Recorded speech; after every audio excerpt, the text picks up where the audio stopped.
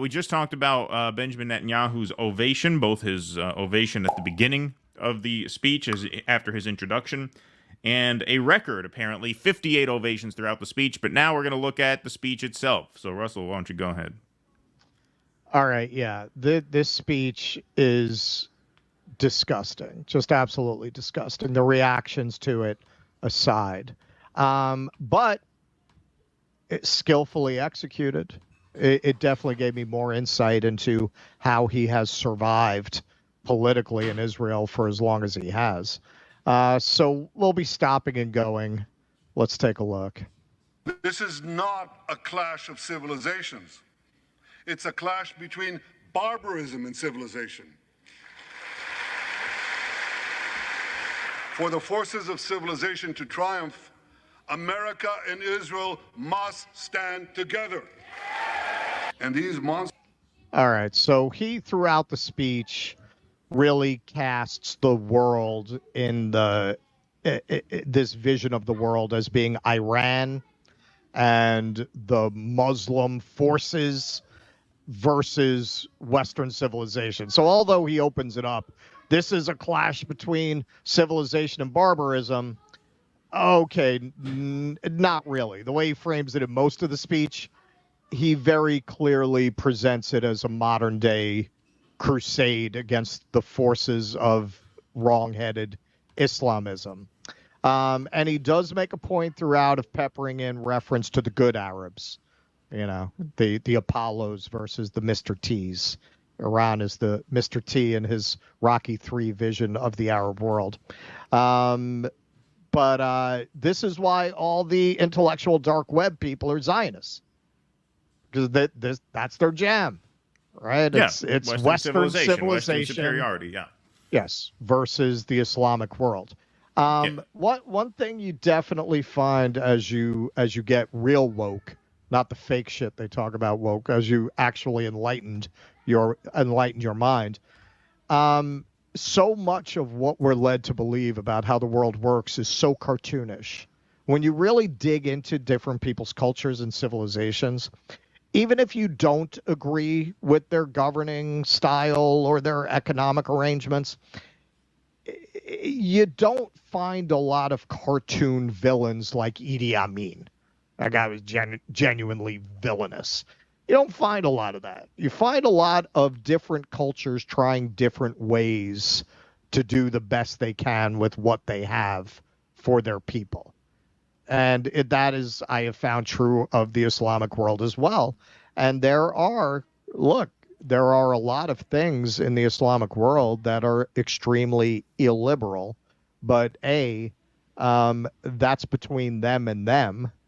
And B, if you wanted a more secular Islamic culture, you probably should not have overthrown all their democratically elected leaders back in the 50s and installed autocrats.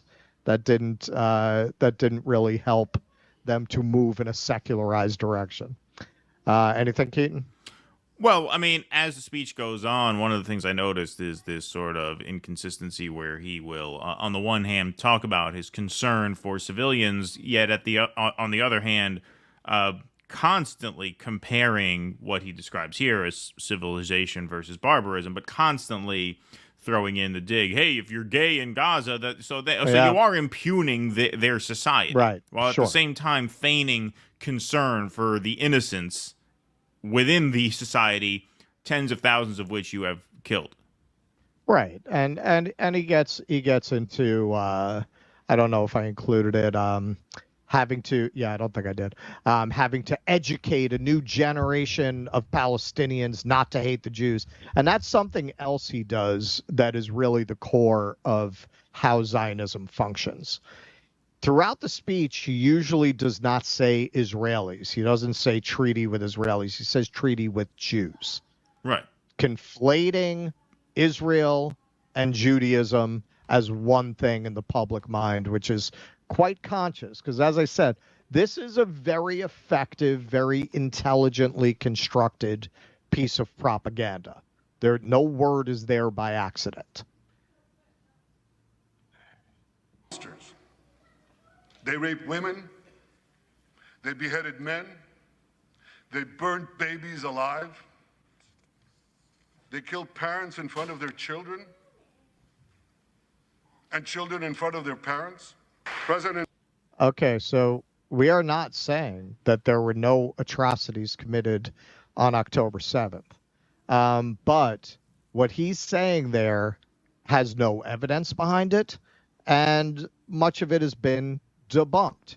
There is no evidence, in spite of best efforts, certainly, to uncover it, of the rapes of which he speaks, the beheadings of which he speaks. The burning babies alive has been completely debunked, not even a point of debate. But it doesn't matter. There's nobody in this room who's looking for the truth. This is a room full of people looking for justification for continuing to support a genocide, and he's providing it to them. He knows he can lie with impunity, and nobody's going to really challenge him. Anything, Keaton? Nope, go ahead. Biden and I have known each other for over 40 years. I want to thank him for half a century of friendship to Israel and for being, as he says, a proud Zionist. Actually, he says a proud Irish-American Zionist.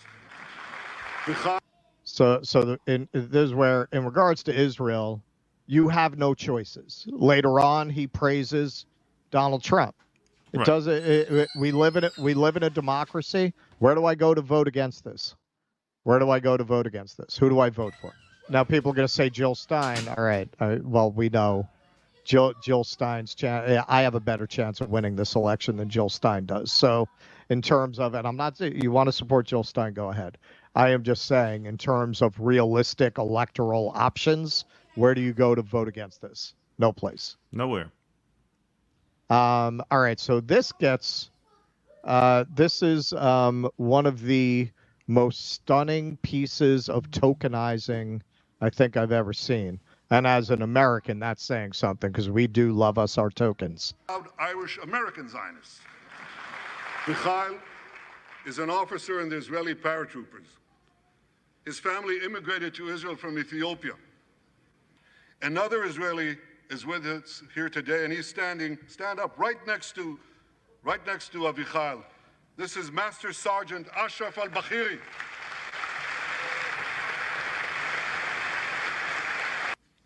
Wow. Look at how diverse the IDF is. I had no idea how diverse it was. You know what? Let's take a look at the IDF webpage to see all that diversity in action. Look at all those people who look like the soldiers that he stuck in the gallery there. Oh, hang on. None of them look like that. That's weird. You see people who look like that on the IDF webpage? Wow. You know, I'm scrolling down. Where are all these Arabs in the IDF? 50% of the. Oh, look at this. You got like the Dr. No Bond girl here. But I don't see too many Arabs. So now I did try to look into this, and because Israel is so sensitive about the subject of ethnicities to the degree that it is illegal to get a DNA test in Israel. My opinion, they're afraid of what you might find about the origins of the people who claim to be descended from that land. I think that's pretty obvious. You need a court order, like in cases of paternity, to get that. But the BBC did do an article about this, about Arabs. So of the 20% some odd of Israelis that are Arab, about 1% actually serve in the Israeli army. But this is interesting. So why do they serve? Some Israeli Arab politicians accuse the government of bribery.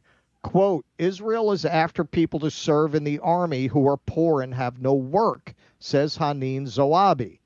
52 to 54% of our Palestinian people in Israel are under the poverty line. And the government's policy of creating poverty obliges people to look for the only solution they can. The peace process is not going anywhere, it seems. The two-state solution is still a distant prospect. So many young Arabs see integration into the Israeli military as their future. Quote, 10 people from my town are serving in the army now. I have friends who want to enlist. I encourage everyone to join to improve his or her life and work to their future. So basically, they're in a position, the very few who actually do it, because not a lot of people do, they're in a position where, hey, man, if you don't want them to be suspicious of you, if you want to be able to build a career, if you want some financial security in an apartheid state, show that you're with the regime. And even so, only 1% of the 20% actually go ahead with that. Arabs are actually not under universal conscription, so it's up to them to join, unlike Israelis, Druze, and Circadians, I think they're called, are also under universal conscription. Anything, Keaton? Well, I mean, just the blatant, just comical tokenizing of those two guys is to show. I mean, he's here in America. How do you make the case to Americans that the moral thing to do is to support Israel? Paint Israel in as American a light as you possibly can. Hey, look, everybody has a chance how in diverse Israel. it is. Yeah, look how we elevate, people of different, colors and backgrounds here. Right, so there's it's no coincidence at all that those were the two he featured there. Sure. Well, you had Indians serving in the British Army under the Raj. Does that mean it was not an apartheid regime? Right. But this is what he's trying to convey. Well, how could we be settlers? Right. Look at these Arabs who fight for the IDF. Yep. I mean, you're always going to get that in a situation where the only path to financial and social security and advancement for your family is to collaborate with the occupier. That always happens in these circumstances. To continue. If the state of Israel had not been established after the Holocaust, the image engraved in our collective memory would have been the photograph of that helpless Jewish boy in the Warsaw Ghetto holding his hands up in the air with Nazi rifles pointed at him. But because of the birth of Israel, Yechiel continued, because of the courage of soldiers like my son Moshe, the Jewish people are no longer helpless in the face of our enemies. All right, so this was another element of the speech. It was a lot of disgusting grief farming, where he would throw people up into the gallery whose children were hostages or whose children had been killed. So in this case, that was a letter written by the father of a fallen IDF soldier who he has in the gallery being applauded, which I found particularly grotesque. But if you look at the nature of that letter, it is the Sam Peckinpah rationale for the existence of Israel. It is very much the redemption of the Jewish people through the spilling of blood. That is the core theme. We reclaimed our manhood by slaughtering others. Israel is our reclamation of our manhood. Yes, and that's why they don't like Jews like Russell and I, or like Larry David, or like Woody Allen. They don't like the self-deprecating, sarcastic Jews because they see us as weak. They actually call us Holocaust Jews. That's actually a name they use for us. Holocaust Jews, meaning victim Jews. Jews who, somehow fetishize our victimhood, right? And sort of play that up as, in the cases I just mentioned, a public persona, but just generally that personality type, which a lot of American Jews, especially New York Jews, have become known for. They have a disdain for that. That's why they're not funny. That's why Israelis and Zionists are not funny, because they have contempt for vulnerability. You can't be funny if you have contempt for vulnerability. The root of comedy is vulnerability, is irony. It's a willingness to laugh at yourself. They have none of that. Yeah, they see that as a result of Jews having been overly urbanized over centuries. And hey, look, there's some truth to the fact that centuries of urbanization have created a group of people that are, have lost those skills of the land, skills of navigation, right? Look at a map. I know where I'm going. Yeah. You don't have a lot of hunting, fishing Jews, and that is because of that, because they're very urbanized.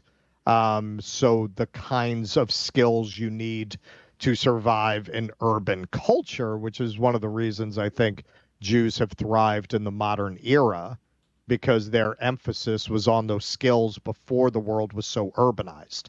So once the world became so urbanized, they already had a lot of the skills of urban life.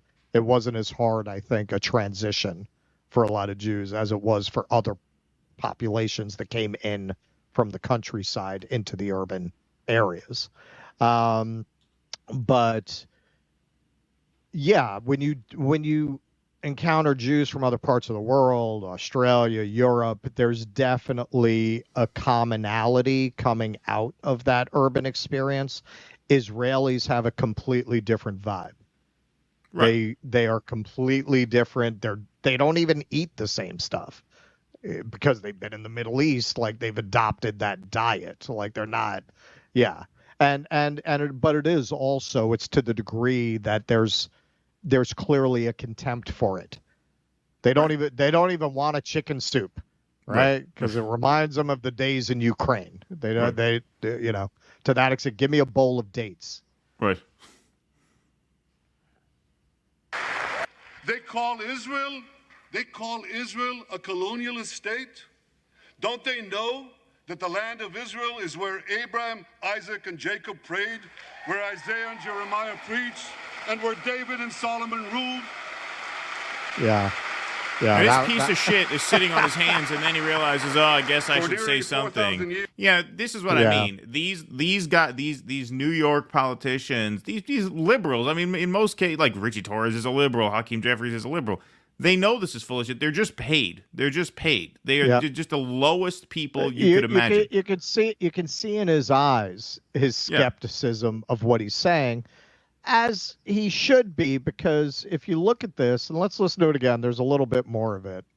This really gives up the whole game, what he's saying here. And Jacob prayed, where Isaiah and Jeremiah preached, and where David and Solomon ruled.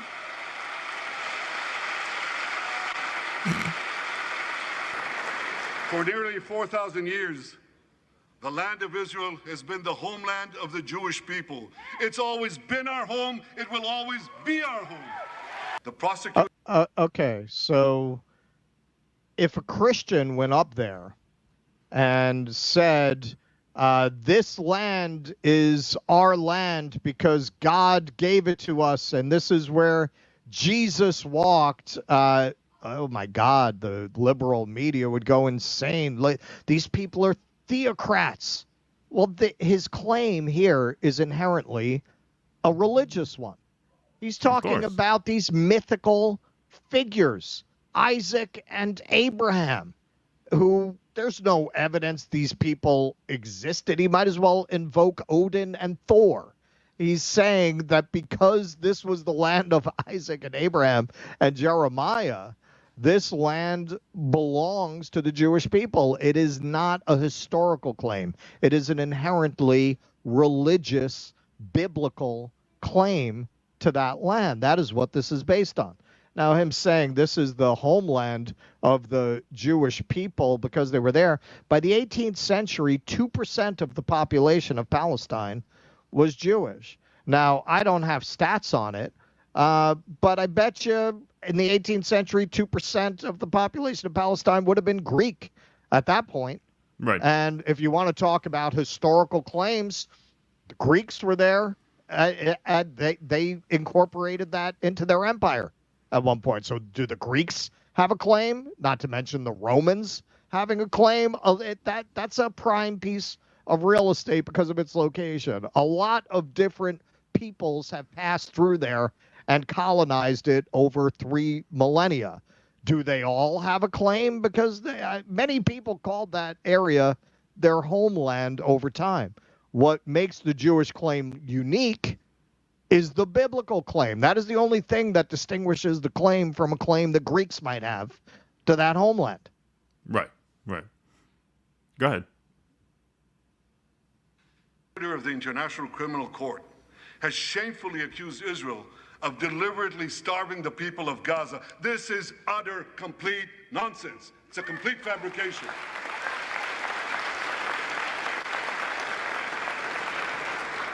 Israel has enabled more than 40,000 aid trucks to enter Gaza. That's 500,000 tons of food. And that's more than 3,000 calories for every man, woman, and child in Gaza. Okay. Certainly covering this since October 7th. There is a lot of video evidence, a lot of journalism about the Israelis and the IDF blocking aid to Gaza. You should also look at what he just said.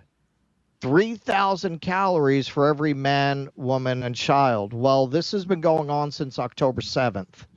3,000 calories is about 2 days worth of food for a grown man, maybe 3 days for a woman, maybe 6 days for a child, since October 7th. So you just kind of conceded that you're starving these people to death. I mean, he's not really conceding it because he's not taking responsibility.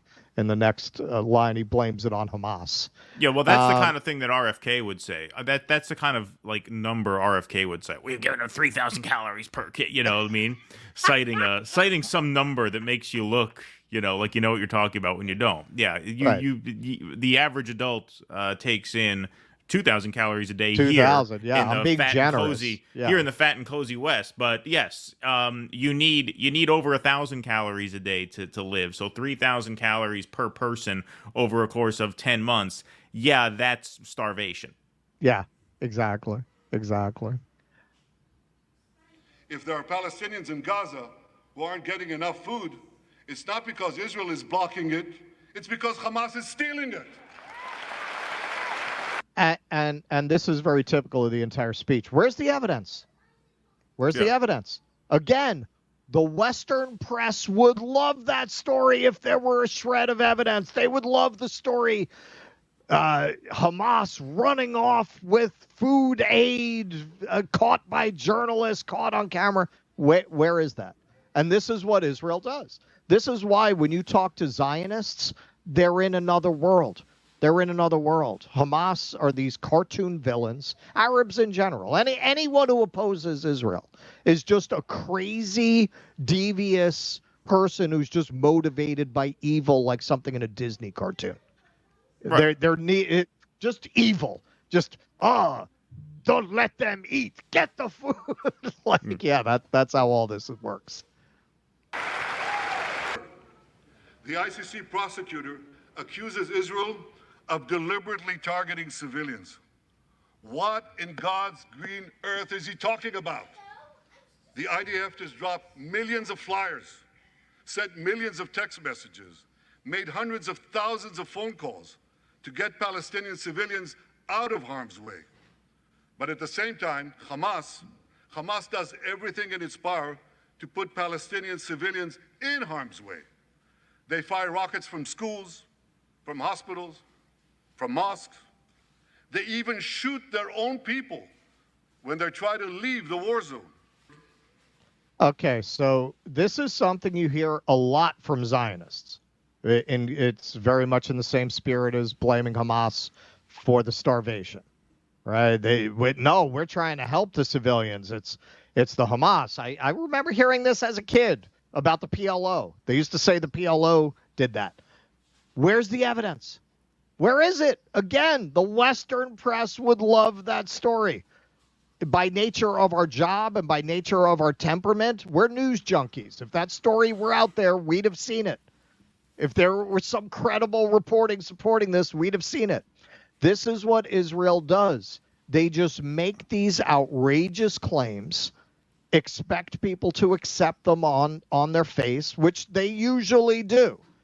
Part of the problem they're having is the images coming out of Gaza are so horrific, so clearly genocidal, that the press, for the first time in 76 years, is starting to ask a few questions about these claims, and they don't hold up under the slightest scrutiny. The war in Gaza has one of the lowest ratios of combatants to non-combatants casualties in the history of urban warfare. And you want to know where it's lowest in Gaza? It's lowest in Rafah. It is just so fucking infuriating. And he does, throughout this speech, he invokes people that he talked to as evidence. So right before he says that, he talks about a guy at West Point who's an expert in urban warfare, who told him that the way that Israel is waging this war is unique in the history of urban warfare for its protection of civilians. Well, he talked in Rafah outside of. He says, "I talked to one of my generals." I talked to one of my generals. How many civilians? He said, "Practically none." Practically none. Yeah. Practically none. Yeah. It is just unbelievable, and it's very typical of Israel. I'm sure if you pushed them on that, and you gave them the numbers of people killed, what are they going to say? 80% of those are Hamas. Right. Yeah. What about the children? Yep. Well, you're going with the Gaza Ministry's numbers. Right. There aren't nearly that many children killed. I think 6 or 7. Yeah. Yeah. They'll have. They always have some answer. Go ahead. They always have an answer. Today, the heroic soldiers of Israel should not be condemned for how they're conducting the war in Gaza. They should be commended for it. The ICC is trying to shackle Israel's hands and prevent us from defending ourselves. And if Israel's hands are tied, America is next. And I'll tell you what else is next. The ability of all democracies to fight terrorism will be imperiled. That's what's on the line. So let me assure you, the hands of the Jewish state will never be shackled. Israel will always defend itself. Ask yourself, which country ultimately stands in the way of Iran's maniacal plans to impose radical Islam on the world? And the answer is clear. It's America, the guardian of Western civilization and the world's greatest power. All right, so that's very typical of the formulation, and this is part of what I mean by it's a very skillfully constructed and executed speech. He really spent the final third of it or so, and it's peppered throughout, but he really emphasized in the final third, we're in this together.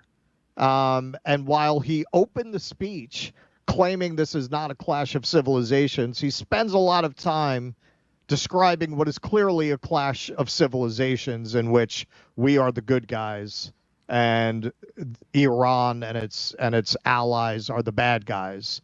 And you have to stand with Israel because we're taking the incoming for you. If it wasn't for Israel, you'd have to have boots on the ground. You would have to have intelligence assets here that you don't have to have because you can rely on our intelligence services. He paints a very clear and vivid and explicit picture of what RFK said. We're your aircraft carrier. We're your aircraft carrier. You have to stay with us because we're going to stick with you, and we're in this together. Let's mess up these crazy Muslims. Well, this is why this is why I say it's racism, it's fascism, it's you like the way you live, right? Okay, you want to keep living the way you live? Well, these people are a threat to the way you live. Right. And so we have to do with them whatever is necessary to protect our way of life because they're going to steal it from us. And for a lot of people, that's as far as their understanding goes, and that's as far as it has to go because people are very, very tribal in that sense. Well, if Israel represents, democracy, and I don't even think the average American really conceptualizes it that way. I think Israel represents modernity to them, right?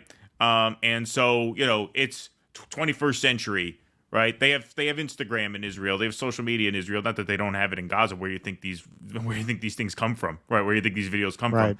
But they don't see it that way. They don't see it that way because people like Netanyahu and our leaders who are basically water carriers for him on this issue don't paint it that way, right? They see this is between civilization and barbarism.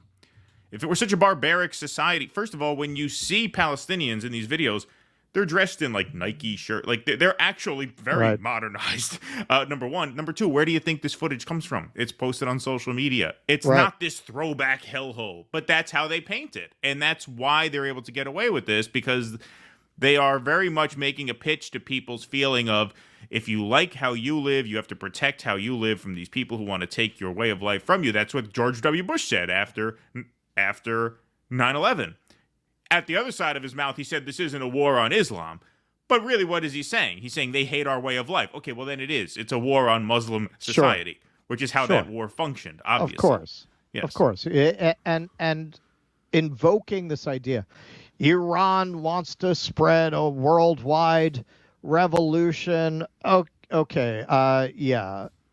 If you look at the religious texts of a vision of a world united under Islam, you got the same thing in Christianity.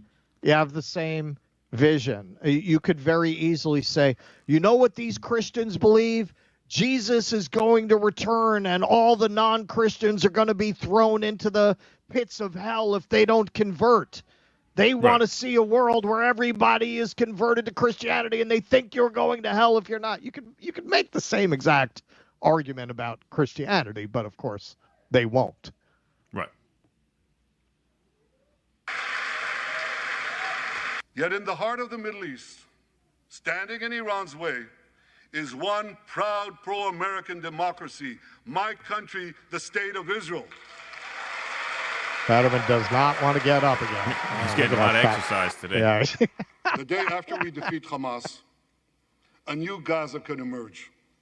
My vision for that day is of a demilitarized and de-radicalized Gaza. Israel does not seek to resettle Gaza, but for the foreseeable future, we must retain overriding security control there to prevent the resurgence of terror, to ensure that Gaza never again poses a threat to Israel. Gaza should have a civilian administration run by Palestinians who do not seek to destroy Israel. That's not too much to ask. It's a fundamental thing that we have a right to demand and to receive. I also want to thank President Trump. All right. So this is the core of the Zionist grievance politics in a nutshell. It is victim blaming on an inconceivable scale. These people came, they stole your home, they almost certainly killed relatives of yours, perhaps immediate family members of yours. They penned you into an open air prison where they won't let you fish your own waters and won't let you govern your own affairs, which he's painting a very nice picture of this going back to the status quo, only in a bombed out moonscape after this war. And that's best case scenario for the Palestinians. In spite of what he's saying, I think reports that they're salivating at the prospect of putting beachside property there are probably closer to the reality of what will happen in Gaza when this is over, or what they'd like to see happen. But even so, what he's describing is going back to the status quo, where they just occupy Gaza. If they don't actually put settlements there, they're going to control a perimeter. And you get to have some meaningless local elections with a civilian government that has no actual authority other than maybe to patch up some of the damage that the Israeli forces did. But when Zionists hear this all sounds very reasonable. This all sounds very, yes, those people are crazy, and hey, we're trying to help you. Let us help you. Well, this just shows that they are not they are firmly ideologically opposed to a two-state solution. This is why talk of a two-state solution. They said that. They just nonsense. voted against it. The Liberal Party just voted against it in the Knesset. Well, this says it right there. This says it right there. You know, we have a right to control their politics, right? We want to make sure that the people in power do not hate Israel. We want it demilitarized. Well, a state has a right to a military, so a demilitarized Gaza is not a sovereign Gaza, obviously. Right. Obviously. Now, if you don't want to be attacked, yeah, that's certainly, it's certainly reasonable to not want to be attacked. But this is where diplomacy comes into play. Like you have to treat them in a way that makes them not want to attack you. That's the way states interact. But they don't see them as a state. They don't see them as a state. They see it as their property. They get to occupy that territory. And if it is to run with a degree of autonomy, it is autonomy granted on Israel's terms, which is no autonomy at all. Right. At one point, he actually makes the comparison to denazification at the end of World War II and how it led to prosperity and peace between both countries.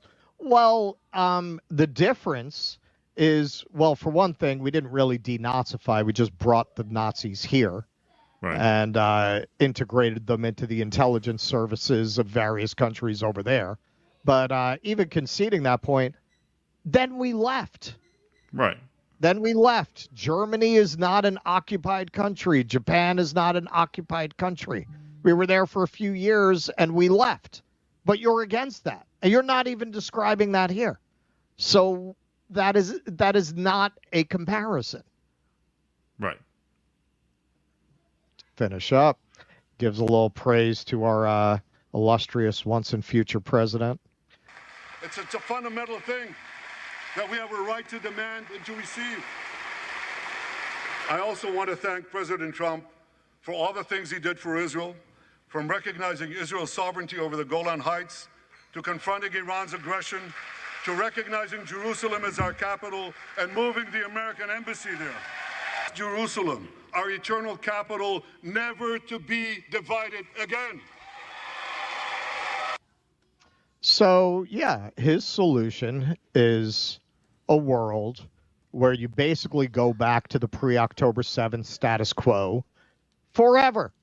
Forever. These people just live under Israeli occupation forever.